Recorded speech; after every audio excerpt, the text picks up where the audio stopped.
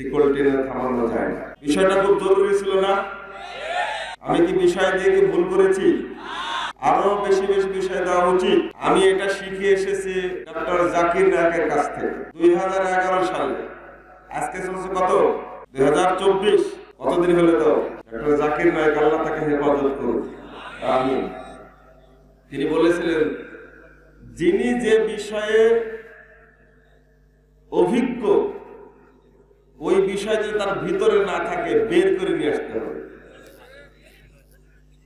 আমি এই বিষয় যদি অন্য কাউকে দিই তাহলে কিছু উপকরণ পাওয়ার সম্ভাবনা আছে। আমি একটু ছাত্র হিসাবে বুঝি যে যতটুকু সম্ভব চেষ্টা করি, না বুঝতে চেষ্টা করি যে এই বিষয়টা অমুককে দিলে তার কাছ থেকে আমরা কিছু পাবো ইনশাআল্লাহ।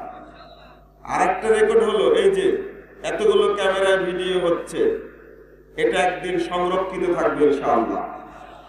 আমি হয়তো কিছু শিখতে পারিনি, কিন্তু যে প্রজন্ম তৈরি হচ্ছে, আমি প্রফেসর ডক্টর মুসলিউদ্দিন সাহেবের সাথে 100% একমত। আগামী দিনে বাংলাদেশের পরিবর্তন হবে ইনশাআল্লাহ, হবে। আর দারুল হুদা ইসলামী কমপ্লেক্সের স্বপ্ন এটা, যেটা শুরুতে প্রসপেক্টাসে আমরা পরিষ্কার করে দিয়েছি। এই দেশ একদিন পরিচালনা করবে আল্লাহর ভাষায় যারা সৎ বান্দা, তারাই পরিচালনা করবে ইনশাআল্লাহ।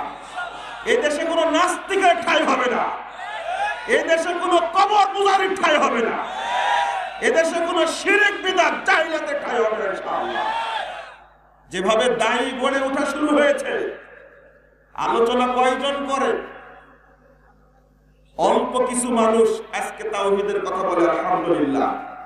আর এই হুঙ্কারে সবচেয়ে বেশি মুশরিক, সবচেয়ে বেশি মুনাফিক, সবচেয়ে বেশি ধান্দাবাজ এবং এই বাংলাদেশের বিরুদ্ধে সবচেয়ে বেশি যারা ষড়যন্ত্র করে, স্বাধীনতার বিরুদ্ধে যারা ষড়যন্ত্র করে, যারা জঙ্গিবাদের নাটক সাজিয়ে দেশটাকে অস্থির করতে চায়, তাদের বিরুদ্ধে সামান্য দুটি কয়েক মানুষ মাঠে নামার কারণে এদের ঘুম হারাম হয়ে গেছে। আগামী দিনে ইনশাআল্লাহ এই দেশ আরো শান্ত হবে ইনশাআল্লাহ। আমরা আশাবাদী, কিছু দায়ী তৈরি করতে চাই। আমি শুধু বলেছি আমাদের জীবনে বাংলাদেশের আনাচে কানাচে যদি 1000 দায়ী তৈরি করে যেতে পারি, মাত্র 1000, আগামী 10 বছরে বাংলাদেশের চিত্র পরিবর্তন হয়ে যাবে ইনশাআল্লাহ। বন্ধুরা, আমি ছোট ছোট কয়েকটা কথা বলে আমি আর কথা শেষ করবো ইনশাআল্লাহ। আমার মূল কথা বলে দিছি।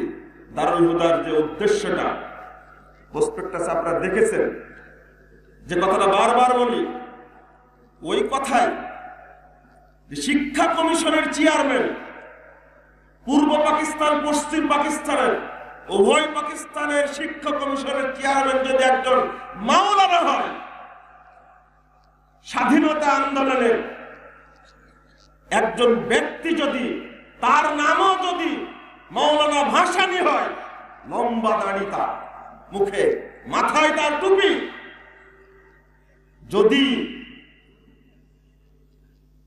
বাংলা একাডেমির সাহিত্যে যদি প্রথম পুরস্কার পান একজন আল্লামা আব্দুল্লাহ কাফি আল কুরাইশি রাহিমাহুল্লাহ, তাহলে আজকে আমাদের সন্তানরা এই সমস্ত নাস্তিকদের মুখে পড়বে কেন?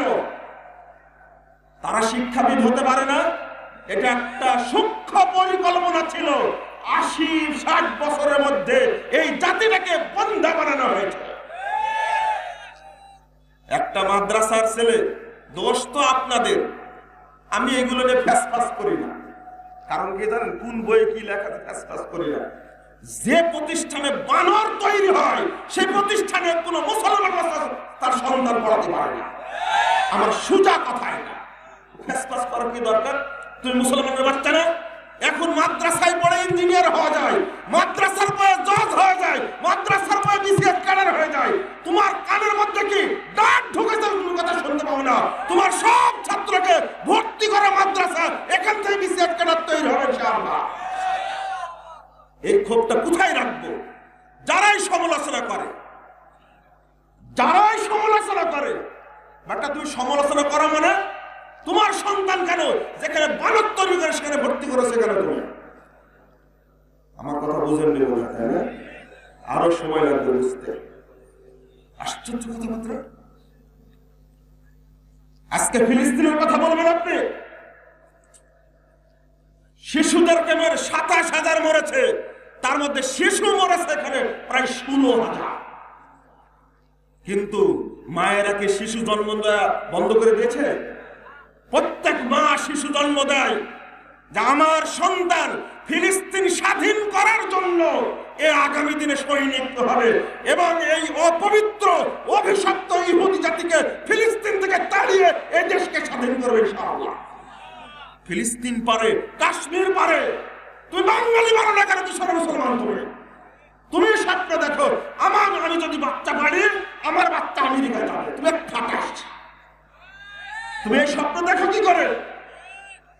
কিভাবে মুসলমান বাচ্চা জন্ম দেয়, মুসলমান বাচ্চা জন্ম দেয়, আর বাপ মা রিয়াক্ট করে ও খ্রিস্টান হবে, আমেরিকায় গিয়ে, কানাডায় গিয়ে চোর হবে, অস্ট্রেলিয়ায় পড়বে। এটা কোনো কথা হলো? আবার বলছে মুখে লা ইলাহা ইল্লাল্লাহ, আমি একজন মুসলমান, সাচ্চা মুসলমান। ফাজিল কথাগুলো বাদ দিন। একজোট হয়ে বাংলাদেশের সকল পরিবার তাদের নিজেদের সন্তানদেরকে প্রত্যেকেই মাদ্রাসায় পড়া বিশেষ ক্যাডার করবে, ইঞ্জিনিয়ার করবে। এটাই হলো আমাদের আহ্বান। বন্ধুরা আমার, আমি শেষ করছি। বন্ধুরা আমার, আমাদের এই স্বপ্ন যেন কবুল হয়, আপনারা বলেন আমিন। আমিন কে কে বলেননি? কি শীতে অবুথবু হয়ে গেছে নাকি? আল্লাহ যেন আমাদের স্বপ্নকে কবুল করেন, এই দেশটাকে যেন আল্লাহ তাওহীদের দেশে পরিণত করেন, বলেন আমিন। এই দেশে কোনো জঙ্গিবাদ থাকবে না, নাস্তিকতা থাকবে না, কোনো মাজার পূজা কবর পূজা থাকবে না। এই দেশটা হবে তাওহীদের দেশ হবে ইনশাআল্লাহ। এই যে শেখ বলে গেছেন, আজকে আমাদের একজন বড় মেহমান এসেছেন হেলিকপ্টার যোগে, আপনারা শুনেছেন। আগামীকালকে আমাদের আরো কয়েকজন মেহমান আসবেন হেলিকপ্টার যোগে ইনশাআল্লাহ। সেখানে জুমার খুতবা শুনবেন, খুতবা প্রদান করবেন কুয়েতের সম্মানিত বিচারপতি ডক্টর ফাইসাল হাশেমি, এবং খুতবার অনুবাদ করবেন আমাদের দেশের প্রখ্যাত দায়ী শেখ হাবিবুর রহমান মাদানী। আপনারা এই খুতবায় সকলে অংশগ্রহণ করবেন ইনশাআল্লাহ। আর আরেকটা বিষয় বলবো, শৃঙ্খলা বজায় রাখবেন। আমি আশা করি মেহমান যারা আসবেন তাদেরকে আমরা সম্মান দেওয়ার চেষ্টা করবো ইনশাআল্লাহ। আমরা সম্মান দেওয়া শিখলে আল্লাহ আরো মেহমান পাঠাবেন ইনশাআল্লাহ। আমরা তো অনেকেই জানতাম না যে এই একটা অজপাড়া গ্রামে একটা প্রতিষ্ঠান তৈরি হবে। আগে দেখতেন না, এখন স্বপ্ন দেখেন ইনশাআল্লাহ। আপনারা দোয়া করলে এখানে একটা বাংলাদেশের বৃহৎ বিশ্ববিদ্যালয় তৈরি হবে ইনশাআল্লাহ। 2 বছর ঘোষণা দিয়েছি, এই যে 8তলা বিল্ডিং এর ভিত দিয়ে জামিয়া আয়েশা আল ইসলামিয়া তৈরি হচ্ছে আলহামদুলিল্লাহ। আমি মনে করি এটা আপনাদের দোয়ার ফসল। নিচে 1,30,00,000 টাকা খরচ হয়েছে, কেবল দেখা যাচ্ছে ভিতটা। আগামী দিনে আমাদের এই সন্তানদের, আমাদের মেয়েদের, বালিকাদের শ্রেষ্ঠ শিক্ষাবিদ হিসাবে গড়ে তোলা আমাদের কর্তব্য।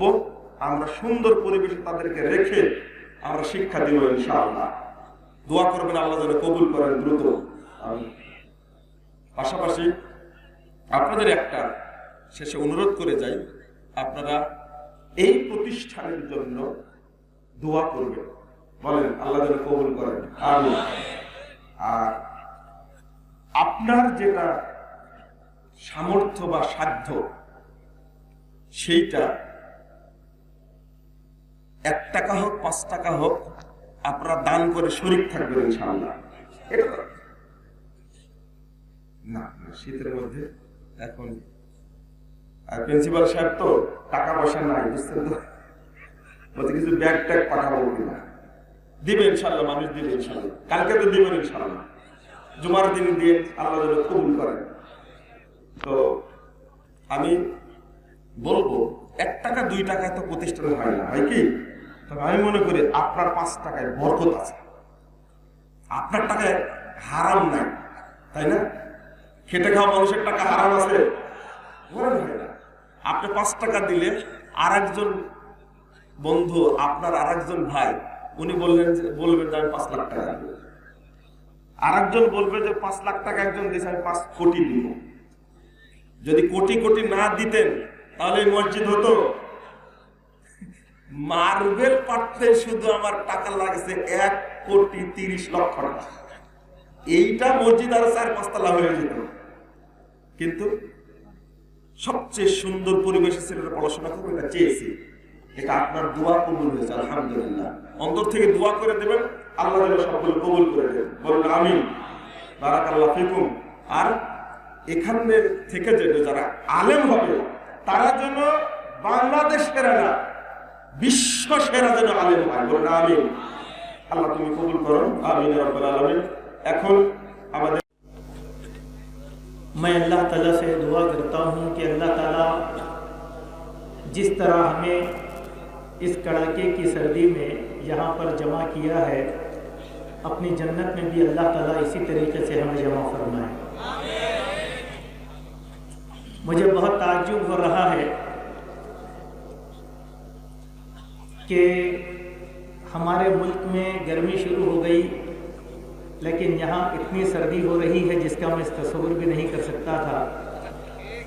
और आप इस सर्दी में अल्लाह की रज़ामंदी के लिए बड़ी दिलजमी के साथ बैठे हैं। अल्लाह ताला आपके बैठने को कबूल फरमाए। मैं यहाँ के मुंतज़िमीन का शुक्रिया अदा करता हूँ कि उन्होंने मुझे इस जलसे में शरीक होने का मौका फराहम किया है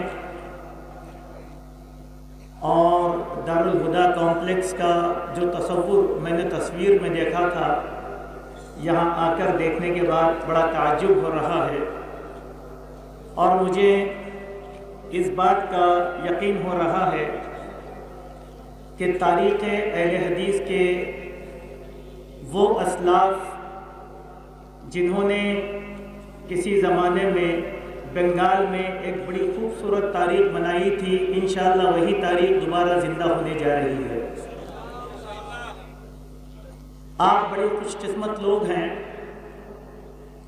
कि 1-2 नहीं बल्कि बड़े बड़े उलमा की सरपरस्ती आपको हासिल है, बड़े बड़े दकातिरा की आपको सरपरस्ती हासिल है। जितने दक्तूर उलमाए किराम आज इस स्टेज पर आए हैं, मैं हमारे मुल्क में इतने दक्तूर उलमा को एक स्टेज पर आज तक नहीं देख सका। इस हैसियत से आप लोग बड़े खुशकिस्मत हैं। इन उलमा का एहतराम कीजिए, इनका इकराम कीजिए, इनसे नसीहत हासिल कीजिए और अपनी ज़िंदगियों में तब्दीली लेकर आएँ। मौजूद हाज़रीन, इस मौके पर मैं एक अहम मौजू की तरफ आपकी रहनुमाई करना चाहता हूँ जो हम सब के लिए बड़ा फ़ायदेमंद साबित हो सकती है। हमारी ज़िंदगी की रहनुमाई दीन इस्लाम ने कदम कदम पर किया है। ऐसा कोई मसला नहीं है जिसमें इस्लाम ने हमको प्यासा छोड़ दिया होगा, बल्कि कदम कदम पर रहनुमाई की है। और जब हम इस्लाम की बताई हुई तालीमात पर चलते हैं तो हम कामयाब और कामरान होते हैं। जब हम इस्लाम की तालीमात को छोड़ देते हैं तो वहीं से हमारा ज़वाल होता है और हमारी नाकामी का आगाज़ होता है। बात नाकामियाँ ऐसी हैं जिसको हम सोच सकते हैं, देख सकते हैं, لیکن بعض ناکامیاں ایسی ہیں جس کا ہم احاطہ نہیں کر سکتے یا اس کی طرف ہماری نظر نہیں جاتی۔ اسلام نے ہم سب کو ایک حکم دیا کہ ہم اپنی زندگی میں مشورے کے پہلو کو سب سے زیادہ اہمیت دیتے رہیں۔ مشورہ کیا ہے؟ اسی کو ہم لوگ مشاورت بھی کہتے ہیں، مشورہ دینے والے کو مشیر کہتے ہیں، اور مشورہ دینے والی کمیٹی کو مجلس شورا کہتے ہیں۔ دین اسلام میں مشورے کی بہت بڑی اہمیت ہے۔ انفرادی اکیلی زندگی میں مشورہ چاہیے، اجتماعی زندگی میں مشورہ چاہیے، گھروں کی کامیابی کے لیے مشورہ ضروری ہے، اسی طریقے سے جماعتوں، تنظیموں اور قوم کی کامیابی کے لیے بھی باہمی مشورہ بہت زیادہ ضروری ہے۔ جہاں مشورہ نہیں ہوتا وہاں پر ڈکٹیٹرشپ آ جاتی ہے، اور جہاں مشورہ ہوتا ہے وہاں پر اللہ تبارک و تعالیٰ کی رحمت نازل ہوتی ہے۔ اگر ہم کو کوئی کام کرنا ہو تو ہم سے زیادہ قابل آدمی سے ہم مشورہ کرتے ہیں۔ جیسے اگر آپ کو اپنے بچے کو انجینئر بنانا ہے تو ایک آپ کامیاب انجینئر سے مشورہ کرتے ہیں۔ آپ کو کوئی بیماری آتی ہے تو ایک کامیاب ڈاکٹر سے آپ مشورہ کرتے ہیں۔ کیوں؟ کہ مشورے کے ذریعے سے ہم درست ہو سکیں، ہم صحت مند ہو سکیں۔ اسی طریقے سے ہماری اولاد کی کامیابی کے لیے ضروری ہے کہ والدین گھر کے معاملے میں اولاد سے مشورہ کریں۔ بچوں کی زندگی کی کامیابی کے لیے ضروری ہے کہ شوہر بیوی سے مشورہ کرے اور بیوی شوہر سے مشورہ کرے۔ جماعتی زندگی میں ضروری ہے کہ مشورے کی ایک کمیٹی اور ایک تنظیم ہو جو قوم کو کامیابی دلوا سکتی ہے۔ سلف صالحین کے نزدیک یہ بہت بڑی بات تھی۔ اس ضمن میں کچھ دلائل میں آپ کے سامنے انشاءاللہ دینے کی کوشش کروں گا۔ حدیث شریف میں آتا ہے، اور سلف صالحین کے بعد اقوال اس طریقے سے ہیں کہ لن یہلک امرؤ بعد مشورۃ، کہ آدمی مشورہ کرنے کے بعد تباہ اور تارات نہیں ہوتا، ہلاک نہیں ہوتا۔ اسی طریقے سے ایک اور بات حضرت علی رضی اللہ عنہ نے یوں بیان فرمائی کہ الاستشارۃ عین الہدایہ وقد قاطر من استغنى برأیہ، مشورہ دراصل عین ہدایت ہے، اور جو شخص اپنی رائے سے خوش ہو گیا وہ قطرات سے دوچار ہو جاتا ہے۔ اسی لیے بار بار ہم لوگوں کو اس بات کی نصیحت کی گئی کہ ہم ایک دوسرے سے مشورہ کرنے کی کوشش کرتے رہیں، یہی مشورہ ہم کو کامیابی دلا سکتا ہے۔ حضرت عمر بن عبدالعزیز رحمۃ اللہ علیہ بیان فرماتے ہیں کہ بے شک مشورہ اور مناظرہ دونوں رحمت کے دروازے ہیں اور برکت کی دو کنجیاں ہیں، ان کے ساتھ کوئی رائے غلط نہیں ہوتی اور کوئی شخص ان دونوں کے ساتھ یقین سے محروم نہیں رہتا۔ تو اس انداز سے سلف صالحین نے مشورے کے تعلق سے ہم لوگوں کی رہنمائی کی ہے۔ اسی طریقے سے ایک اور روایت اس طریقے سے آتی ہے کہ جو آدمی مشورہ دیتا ہے وہ آدمی سب سے بڑا امانت دار ہونا چاہیے، کیونکہ مشورہ اس سے کیا جاتا ہے جو امانت دار ہوتا ہے۔ جیسے کہ ایک حدیث میں یوں آیا کہ ان المستشار مؤتمن، کہ مشورہ امانت ہوتی ہے۔ معنی کیا ہے؟ آپ نے اگر مجھ سے کوئی مشورہ کیا، میں اس کو راز میں رکھوں گا، اپنے دل میں رکھوں گا، میں کسی کے سامنے اس کا افشا نہیں کروں گا، اظہار نہیں کروں گا۔ اگر میں یہ کرتا ہوں تو میں خیانت کرتا ہوں، جس سے گھر کو، فرد کو اور قوم کو نقصان پہنچ سکتا ہے۔ اسی لیے میرے مومن بھائیوں، ہماری زندگی میں اس مشورے کی بہت زیادہ اہمیت ہو جاتی ہے کہ اللہ کے پیارے نبی صلی اللہ علیہ وسلم نے ارشاد فرمایا، المشورۃ حصن من الندامہ وامن الملامہ، کہ مشورہ شرمندگی سے بچنے کا ایک قلعہ ہے اور ملامت سے بچنے کا ایک سب سے بڑا ذریعہ ہے۔ اسی لیے انسان کو چاہیے کہ وہ مشورہ کرتا رہے۔ ایک حدیث میں اس طریقے سے بات آئی کہ من استشار اخاہ فاشار علیہ بامری، کہ جس نے اپنے بھائی سے کسی قسم کا کوئی مشورہ کیا اور اس نے اسے ایسا مشورہ دیا جس کے علاوہ وہ کامیابی سمجھتا ہو تو اس نے اس کے ساتھ خیانت سمجھی، یعنی اس بات کی تعلیم دی کہ اگر مشورہ دینا ہے تو بہترین مشورہ دینا ہے، ورنہ انسان کو خاموش رہ جانا چاہیے۔ یہ بہت بڑی بات ہے میرے بھائیوں، جو ہماری زندگی میں نہیں ہوتی۔ اسی وجہ سے ہمارے گھروں میں اختلاف ہوتا ہے، انتشار ہوتا ہے، میاں بیوی کے جھگڑے ہوتے ہیں، اولاد ہم سے بغاوت کرتی ہے، جماعتیں ٹوٹ جاتی ہیں، مسجدوں کی کمیٹیوں میں جھگڑے ہوتے ہیں، مساجد میں جھگڑے ہوتے ہیں، مدارس میں جھگڑے ہوتے ہیں، اور کمیونٹی درہم برہم ہو کر رہ جاتی ہے۔ کیوں؟ وہاں پر مشورے کی اہمیت نہیں ہوتی کہ ایک آدمی کی بات کو اسلام نے پسند نہیں کیا، اسلام نے جماعت کی بات کو پسند کیا اور مشورے کی بات کو پسند کیا، کیونکہ مسلمان کی زندگی اکیلی زندگی نہیں ہوتی، بلکہ مسلمان کی زندگی اجتماعی زندگی ہوتی ہے۔ اجتماعی زندگی کے بغیر کوئی بھی مسلمان اپنی زندگی کو گزار نہیں سکتا۔ اسی لیے میرے مومن بھائیوں، اس بات کو ہم سمجھنے کی کوشش کریں کہ اللہ کے پیارے نبی صلی اللہ علیہ وسلم کی زندگی کا جب ہم مطالعہ کرتے ہیں تو ایک بات یہ معلوم ہوتی ہے کہ اللہ کے نبی صلی اللہ علیہ وسلم سب سے زیادہ مشورہ کیا کرتے تھے۔ آپ کا یہ مشورہ اپنی بیویوں سے بھی ہوتا، آپ کا یہ مشورہ اپنے دوستوں سے بھی ہوتا، آپ کا یہ مشورہ اپنی مجلس شورا سے بھی ہوتا۔ کبھی بھی آپ نے امت کے مسئلے میں اپنی رائے کو مقدم نہیں رکھا، بلکہ آپ صلی اللہ علیہ وسلم نے امت کے معاملے میں مشورے کو اہمیت دیا۔ جیسے کہ حدیث شریف میں آتا ہے، حضرت ابو ہریرہ رضی اللہ عنہ ارشاد فرماتے ہیں، ما رأیت احد اکثر مشورۃ لاصحابہ من رسول اللہ صلی اللہ علیہ وسلم، کہ میں رسول اللہ صلی اللہ علیہ وسلم سے زیادہ مشورہ کرنے والا کسی دوسرے آدمی کو نہیں دیکھا۔ ہر بات میں اللہ کے نبی صلی اللہ علیہ وسلم نے صحابہ کرام سے مشورہ کیا۔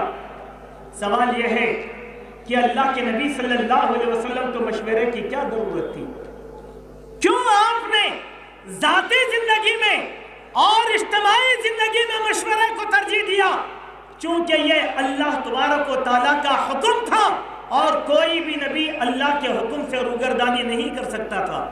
اللہ تبارک و تعالیٰ نے قرآن مجید میں ارشاد فرمایا، فَبِمَا رَحْمَةٍ مِّنَ اللَّهِ لِنْتَ لَهُمْ، اے نبی یہ اللہ کی رحمت ہی ہے کہ آپ لوگوں کے ساتھ نرم زبان ہیں، اسی لیے لوگ آپ سے محبت کرتے ہیں، لہذا آپ کا تقاضا بھی یہ ہے کہ فَاعْفُ عَنْهُمْ، ان کی غلطیوں کو درگزر کرو، نظر انداز کرو، وَاسْتَغْفِرْ لَهُمْ، اور ان کے حق میں مغفرت طلب کرو، وَشَاوِرْهُمْ فِي الْأَمْرِ، اور امت کے معاملات میں ان مسلمانوں سے مشورہ لیا کرو۔ امت کا معاملہ خائف کا معاملہ نہیں ہوتا کہ اگر جماعت کا صدر، تنظیم کا صدر یہ کہہ دے کہ مجھے کسی کے مشورے کی ضرورت نہیں، وہ جماعت ٹوٹ جاتی ہے، وہ جماعت برباد ہو جاتی ہے، اس جماعت کا زوال آتا ہے۔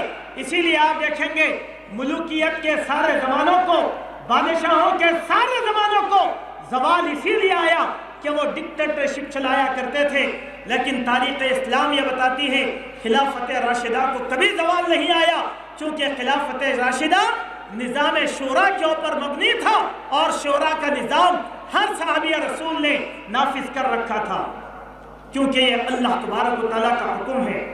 اور اللہ تبارک و تعالیٰ نے ارشاد فرمایا سورہ شورا میں، اللہ تبارک و تعالیٰ بیان فرماتے ہیں، وَالَّذِينَ اسْتَجَابُوا لِرَبِّهِمْ وَأَقَامُوا الصَّلَاةَ وَأَمْرُهُمْ شُورَىٰ بَيْنَهُمْ، کہ وہ لوگ اپنے رب کے فرمان کو قبول کرتے ہیں، نماز کی پابندی کرتے ہیں، اور اس قوم کے سارے معاملات شورا کے ذریعے سے طے کیے جاتے ہیں۔ دیکھیے یہاں ایک بات، ایک نقطہ غور کرنا ہے، نماز پڑھنا ہر مسلمان کے لیے فرض ہے، کوئی بھی مسلمان نماز کے بغیر زندگی نہیں گزار سکتا۔ جب کوئی مسلمان نماز کے بغیر زندگی نہیں گزار سکتا تو کوئی مسلمان شورا کے بغیر بھی زندگی نہیں گزار سکتا۔ جس طریقے سے نماز پڑھنا فرض ہے، اسی طریقے سے مشورہ کرنا یہ بھی فرض ہے۔ یہ کوئی رائے نہیں ہوتی، اللہ کا حکم ہے، जो अल्लाह ने नबी को दिया और नबी ने उस हुक्म को इख्तियार किया और सहाबा ने उस हुक्म को अपने आप पर नाफिज किया। मेरे मोमिन भाइयों, चंद मिसालें मैं आपको इसीलिए देना चाहता हूं कि हम देखें कि अल्लाह के नबी सल्लल्लाहु अलैहि वसल्लम अपनी ज़िंदगी में इनफरादी तौर पर भी मशवरा करते थे और इज्तिमाई तौर पर भी मशवरा करते थे। कुछ वाक़यात सरसरी तौर पर मैं आपके सामने रखना चाहता हूं। मशवरे का सबसे पहला वाक़या देखें कि इस्लाम की सबसे पहली जंग जंग बदर है, जो काफिरों ने ज़बरदस्ती मुसलमानों पर मुसल्लत कर दिया था। अल्लाह के नबी सल्लल्लाहु अलैहि वसल्लम को जब काफिरों के इस इक़दाम की इत्तला मिली तो आप सल्लल्लाहु अलैहि वसल्लम ने सबसे पहले सहाबाए किराम को बुलाया और सहाबाए किराम का मशवरा तलब किया। कहा कि देखो, उम्मत पर एक बुरा वक्त आया है, ऐसे वक्त में हम काफिरों के साथ किस तरीके से निपटेंगे। पूरे सहाबा को बुलाया। सबसे पहले अबू बकर सिद्दीक रजी अल्लाह अन्हु से मशवरा तलब किया। अबू बकर सिद्दीक ने बहुत अच्छी बात कही। हजरत उमर ने मशवरा दिया, उन्होंने भी बेहतरीन और नफीस मशवरा दिया। उसके बाद सहाबी रसूल हजरत मिक़दाद ने अल्लाह के नबी सल्लल्लाहु अलैहि वसल्लम को अपना मशवरा देते हुए कहा, ऐ अल्लाह के रसूल, अल्लाह ने आपको जो राह दिखाई है उस पर चलते रहिए, हम आपके साथ हर एतबार से रहेंगे। हम मूसा की कौम नहीं हैं जिन्होंने मूसा के साथ कहा था, ऐ मूसा तुम जानो, तुम्हारा रब जानो, तुम जाओ और लड़ लो। बात ऐसी नहीं है, आप जंग का इक़दाम करें, हम दाएं से लड़ेंगे, बाएं से लड़ेंगे, आगे से लड़ेंगे, पीछे से लड़ेंगे, कभी पीठ फेर कर नहीं भागेंगे।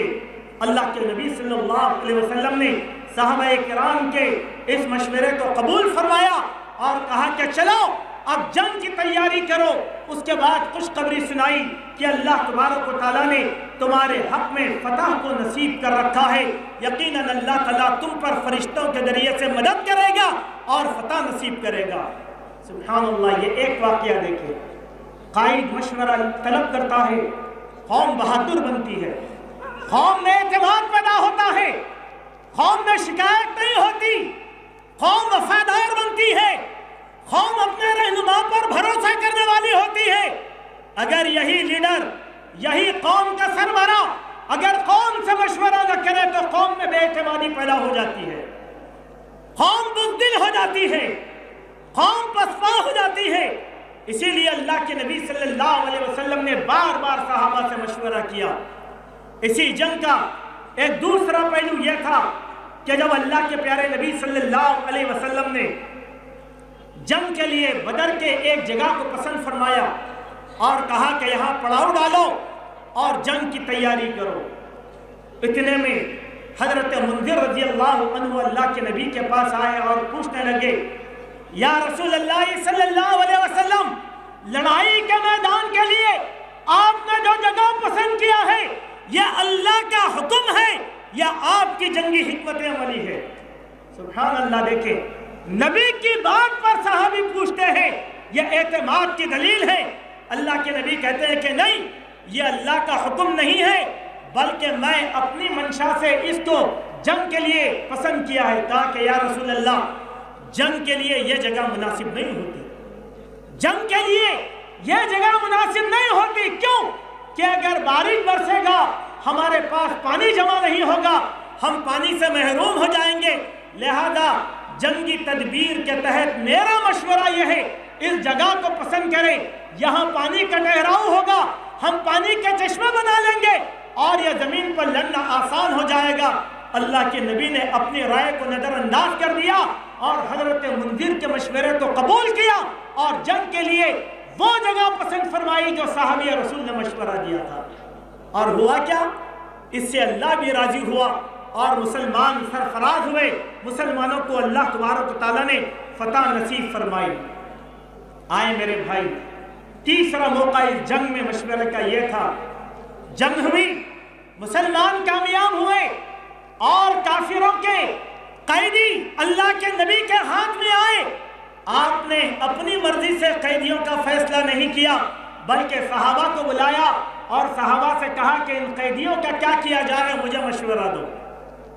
अबू बकर सिद्दीक ने कहा कि इनके साथ एहसान करके छोड़ दें, फिदिया लेकर छोड़ दें। फिर अल्लाह के नबी ने भी हज़रत उमर से पूछा।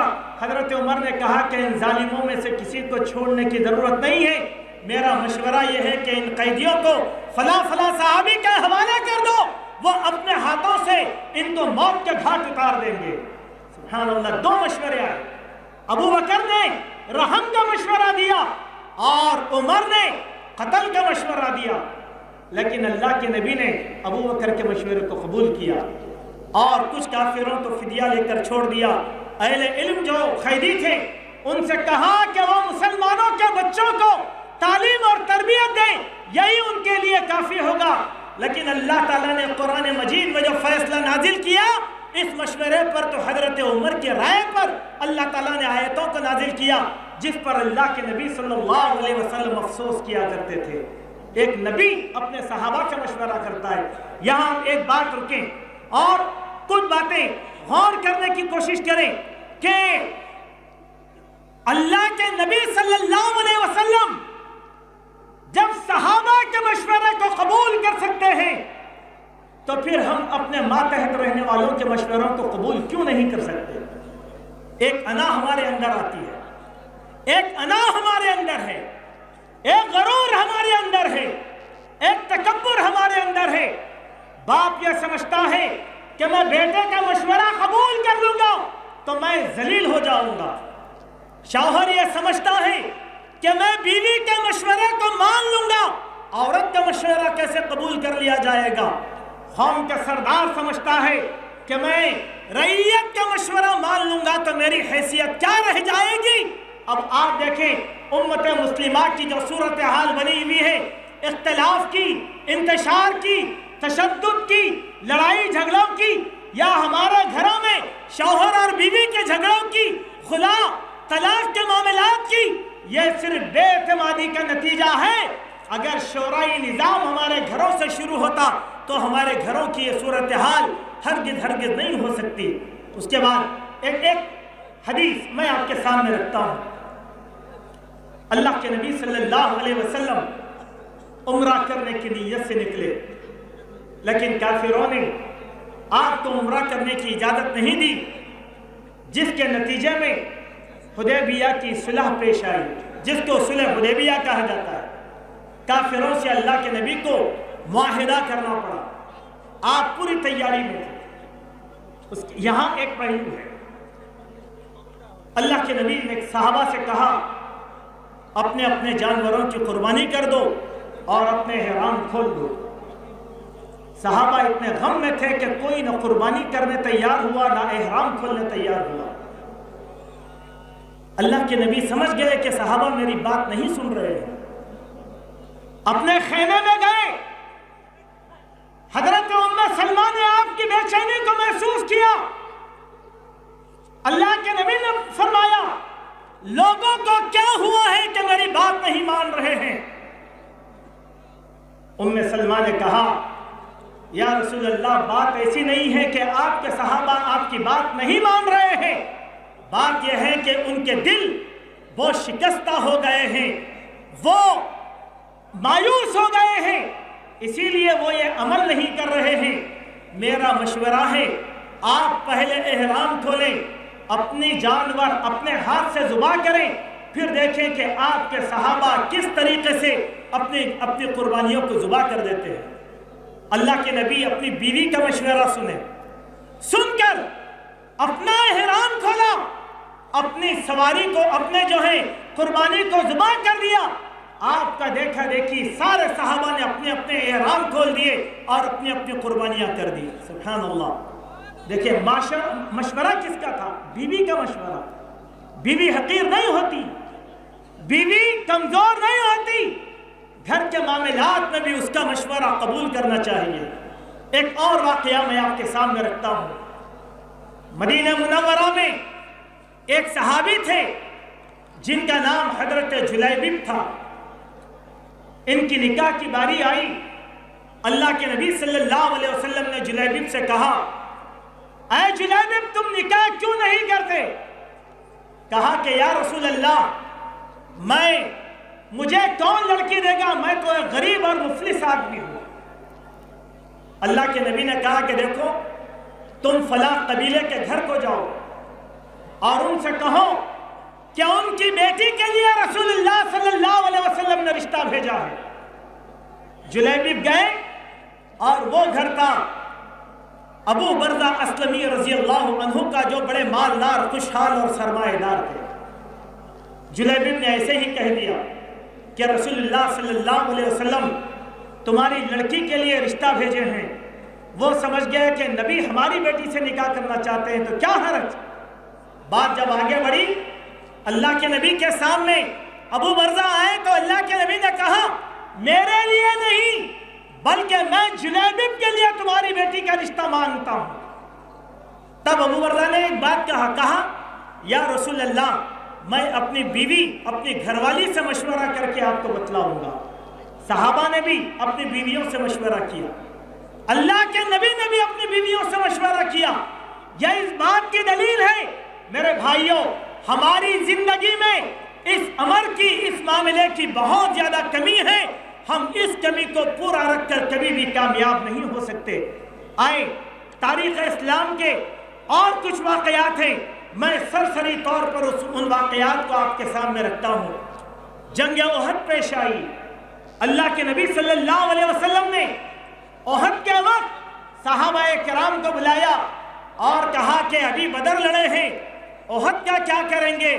सुभान अल्लाह, सहाबा ने बड़ी हिम्मत की बात अल्लाह के नबी से कहा या रसूल अल्लाह मदीने की गलियों में लड़ाई नहीं लड़ेंगे बल्कि जाकर मैदान में लड़ाई लड़ेंगे।